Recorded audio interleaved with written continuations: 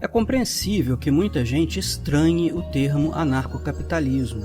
Existe uma série de motivos para isso. O primeiro deles é que trata-se de uma combinação de dois termos que, historicamente, são encarados como extremos contrários da balança ideológica. O anarquismo de Proudhon e principalmente o de Bakunin são claramente de esquerda, pregam a abolição da propriedade privada.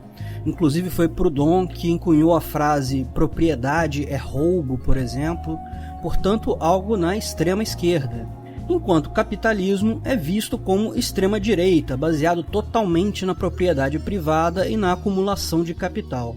Além disso, enquanto o anarquismo pode ser entendido como uma ruptura total da sociedade, algo utópico e potencialmente catastrófico, capitalismo é o que muitos entendem que é o que vivemos já hoje, ou seja, é o status quo atual. Marx entendia o Estado e os donos de capital como uma coisa só, uma estrutura opressora que é o que está aí, o capitalismo. Como conciliar dois conceitos tão distintos, certo? Isso só pode ser coisa de lunáticos. O pessoal da esquerda acha um absurdo deturpar as ideias anarquistas de Proudhon, misturando elas com o capitalismo. O pessoal da direita geralmente acha um absurdo esse troço de anarquia. Como assim? Isso é uma utopia socialista. Bem, essa foi a minha primeira impressão também quando eu ouvi o termo anarcocapitalismo pela primeira vez. E sim, existem vários anarcocapitalistas que consideram esse termo ruim. Alguns preferem ser chamados de libertários, ou voluntaristas, ou agoristas, mas o fato é que o termo pegou, e é muito difícil mudar isso depois. Então, seja um bom termo ou não, é o que temos. Mas afinal, o que isso significa? E quero deixar claro aqui para os meus colegas anarcocapitalistas que coloco aqui a minha visão pessoal sobre isso. Lógico que haverá aqueles que discordarão de alguns dos pontos que eu coloco aqui. Antes de continuarmos o vídeo, aproveite para curtir e se inscrever na página. Clique no sininho para ser avisado de novos vídeos. O que é o anarcocapitalismo? O problema é que essa estranheza inicial deriva apenas de um problema semântico, das diferentes definições desses termos. No final das contas, anarcocapitalismo é algo muito simples, se você entender a ideia em si e deixar de lado, pelo menos por um tempinho, o conceito original que você tem desses termos. Por exemplo, capitalismo só é conhecido como a união dos donos de capital com o governo pela esquerda, porque essa era a definição de Marx, que era contra o capital. A direita já faz a distinção, visto que deriva-se os conceitos de Rousseau, não de Marx. Governo é governo, mercado é mercado. Quando o mercado exige o governo para funcionar, é o chamado capitalismo de compadrio, ou seja, o capitalismo em que acontece essa fusão entre mercado e governo. Mas normalmente capitalismo por si só é quando existe a mínima interferência do governo no mercado. Isso segundo a visão da direita liberal. Ou seja, o próprio termo capitalismo tem várias definições por aí. No final das contas, o termo capitalismo usado em anarcocapitalismo é mais próximo da definição da direita, pois é simplesmente livre mercado e propriedade privada. Mas mesmo esses termos, livre mercado e propriedade privada, têm lá suas diferentes conotações. Livre mercado no anarcocapitalismo significa simplesmente o direito inalienável de qualquer pessoa de vender algo de sua propriedade para outra pessoa, desde que isso seja feito de forma voluntária. Ninguém é obrigado a vender nada para ninguém, ninguém é obrigado a comprar nada de ninguém. Desde que seja voluntário, qualquer troca é legítima. E isso é, em última análise, o livre mercado. Propriedade privada, na visão anarcocapitalista, é o direito básico fundamental. Todos os demais direitos humanos são derivados desse direito de propriedade. Propriedade refere-se a qualquer bem escasso. Portanto, entende-se a propriedade privada de forma universal, aplicável a terrenos, imóveis, utensílios de cozinha, bens pessoais, escova de dente e outros. Não há distinção, na visão anarcocapitalista, entre a propriedade pessoal e a propriedade dos meios de produção. Se algo é escasso, então existe a possibilidade de ser apropriado por alguém. No final das contas, a propriedade privada, no conceito anarcocapitalista, é a propriedade privada jusnatural, tal como definida pelo Locke. Se você é o primeiro a usar, delimitar e defender um bem escasso, ele é seu. Ou você pode adquirir bens também via troca voluntária. Anarquia, da mesma forma, é entendido pela direita como ausência total de regras. Cada um faz o que quiser e ninguém precisa prestar contas de nada. Raul Seixas já cantava isso. Faz o que tu queres, pois é tudo da lei. Mas isso seria um absurdo, uma utopia, ou iria requerer uma mudança na natureza humana. Ninguém consegue viver em paz sem regras de boa convivência. Apenas se todas as pessoas do mundo se tornassem pessoas boas e comedidas e pacíficas, só assim poderia haver uma sociedade pacífica sem regra nenhuma. Fora isso, entre pessoas normais, não havendo regras, seria um caos, certo? Anarquismo em anarcocapitalismo, porém, não significa de forma alguma ausência de regras. Significa apenas e tão somente a ausência de governo coercitivo. Veja, pode até haver governo, desde que você só participe dele voluntariamente, se você quiser. O que não pode existir é um governo coercitivo, porque isso é, em última análise, uma forma de escravidão. Nós, anarcocapitalistas, acreditamos que existe um conjunto básico de regras, a chamada ética libertária, que é um pequeno conjunto de normas absolutas que precisam ser obedecidas por todas as pessoas para a convivência pacífica. Além dessas regras universais, as pessoas podem livremente fazer leis entre si, contratos voluntariamente aceitos. Se você assina um contrato, você se compromete com tais leis privadas. Mas de onde surge essa ética? Quem vai definir esse conjunto mínimo de regras que todo mundo precisa obedecer? Bem, esse conjunto pode ser descoberto por qualquer grupo que as procure. Trata-se de uma derivação jusnatural. As regras estão aí já, basta descobri-las. Ninguém precisa criá-las. Ninguém vai definir esse conjunto de regras. Você vai simplesmente pesquisar isso e descobrir por você mesmo qual é esse conjunto mínimo de regras que todo mundo precisa obedecer. Qualquer conjunto de pessoas que se dispuser a encontrar de forma lógica um mínimo de regras que permita a convivência pacífica vai fatalmente chegar a um conjunto de regras muito parecido. Quanto mais gente entrar nesse grupo, maior a tendência desse mínimo de regras absolutas se resumir à ética libertária. Alguns anarcocapitalistas consideram ser possível até derivar logicamente, a priori, quais seriam essas regras. O exemplo mais avançado disso é a chamada ética argumentativa. Tem um vídeo no canal sobre isso, o que é a ética argumentativa. Note que não estamos falando que a totalidade das regras serão parte dessa ética universal. Ela é apenas um pequeno conjunto de regras. Nem estamos afirmando que a totalidade das pessoas do mundo irão concordar com o exato mesmo conjunto de regras. Apenas que esse conjunto existe e a tendência, quanto mais pessoas procurarem esse mínimo ético, mais nítido ele se torna.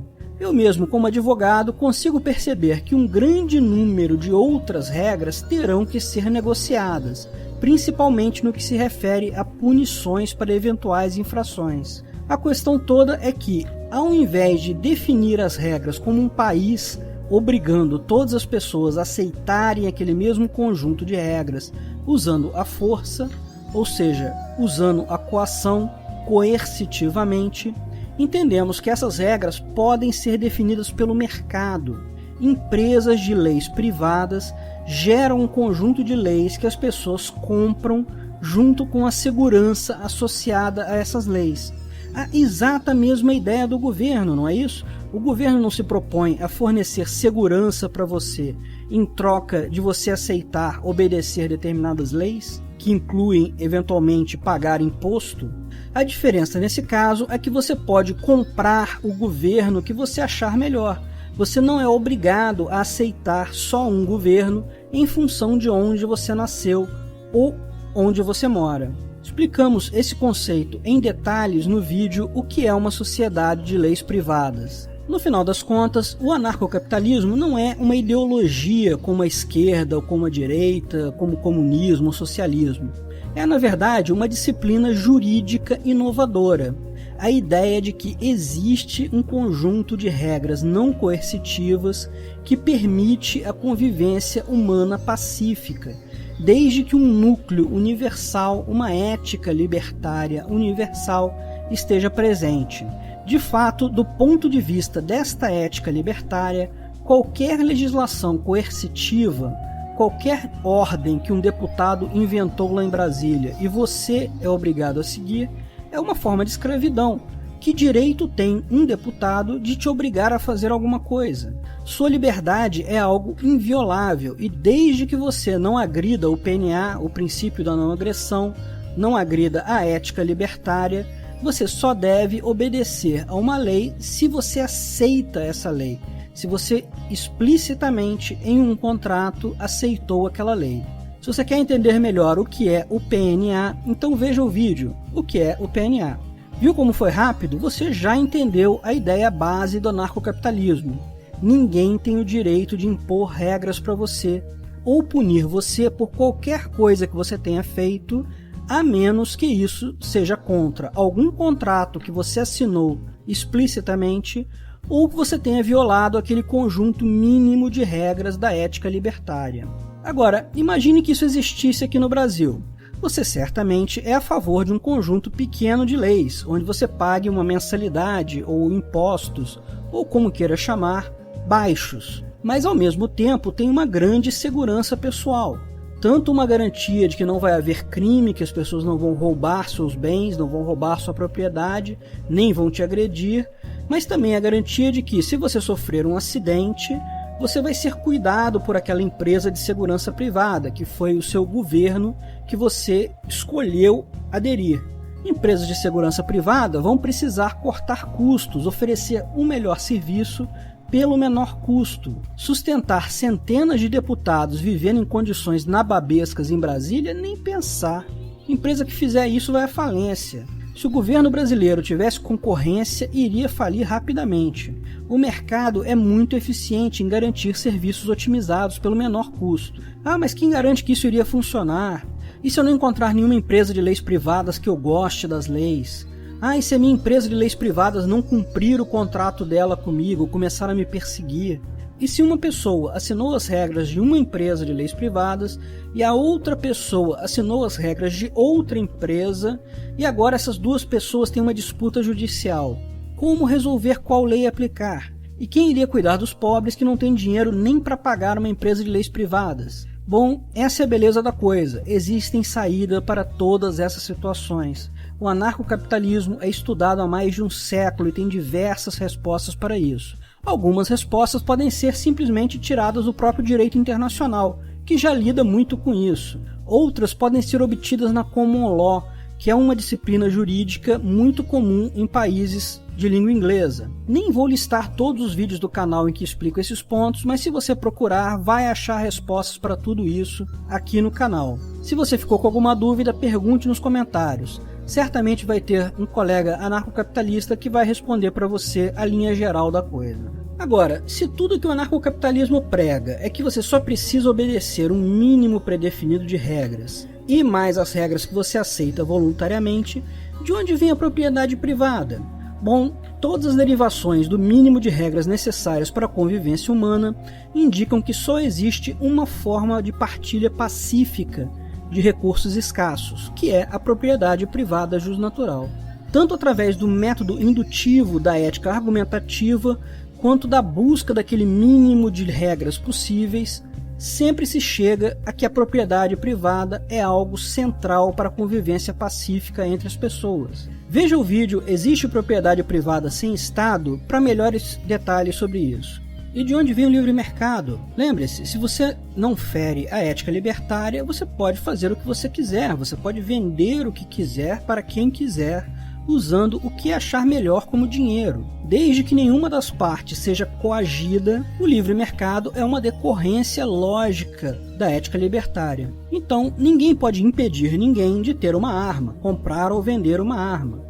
Da mesma forma, ninguém pode impedir ninguém de ter drogas, comprar ou vender drogas. Se você não gosta do comércio de armas ou do comércio de drogas, a alternativa que você tem é buscar uma empresa que tenha tais regras, buscar uma região em que muitas pessoas subscrevem a tais regras, ou convencer pessoas a assinar tais regras também em sua empresa de leis privadas. O importante, e isso é muito importante, por mais que você não goste de armas, por mais que você não goste de drogas, você não tem o direito de impor essa sua vontade a outras pessoas. Impor a sua moral a outras pessoas fere a ética libertária. É buscar pensar antes em obedecer à ética libertária e só num segundo momento se isso seria melhor ou pior para as pessoas.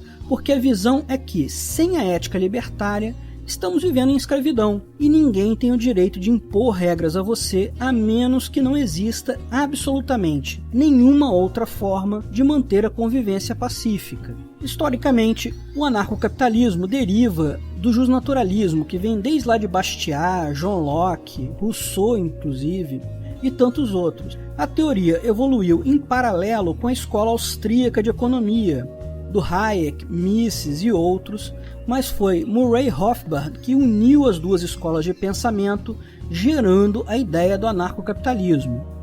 Tem um vídeo sobre essa história no canal também. Quem inventou o anarcocapitalismo?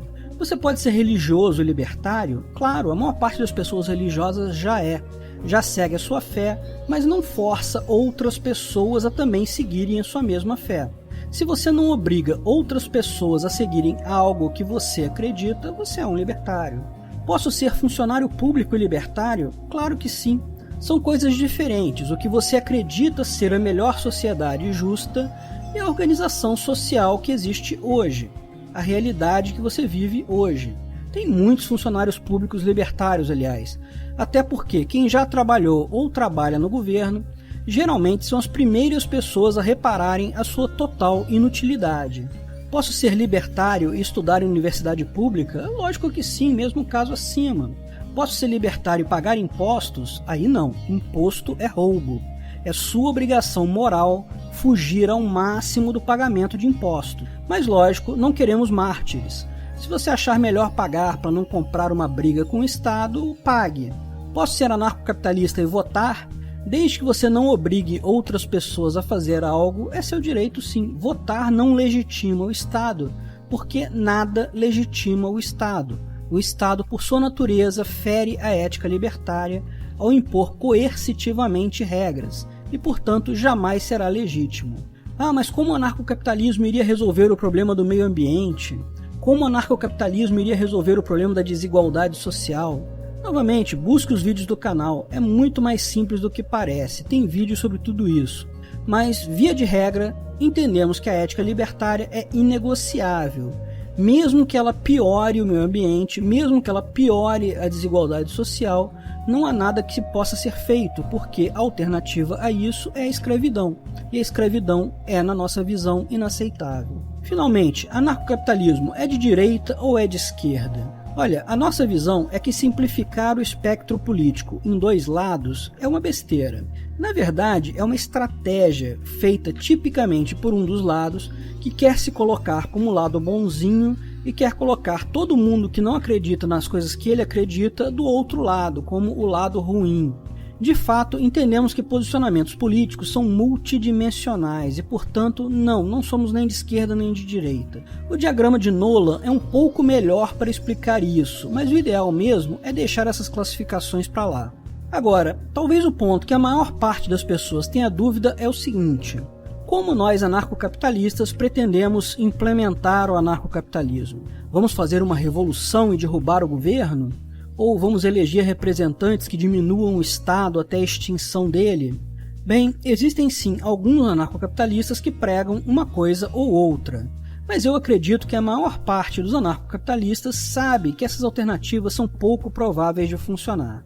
Nenhuma milícia anarquista seria tão forte quanto um exército estatal, e a maior parte da população é literalmente gado. Ama ser escravo de políticos e obedecer ordens. É pouco provável ganharmos isso pela via eleitoral. Minha visão é que o anarcocapitalismo é inevitável e a sociedade vai naturalmente caminhar para isso. Sinais disso estão em toda parte, e o motivo por trás disso também é claro. O que vai levar a sociedade ao ancapistão? A informação ampla, barata e descentralizada. Quanto mais tivermos informações sobre outras pessoas, quanto mais barato forem essas informações, quanto mais cada um de nós se torna consumidor e produtor de informação, mais tendemos a isso. Informação descentralizada leva a uma perda de poder de grandes estruturas hierárquicas. Não só o governo fica em posição economicamente vulnerável, mas também grandes empresas passam a ter desvantagens em relação a serviços prestados diretamente no livre mercado.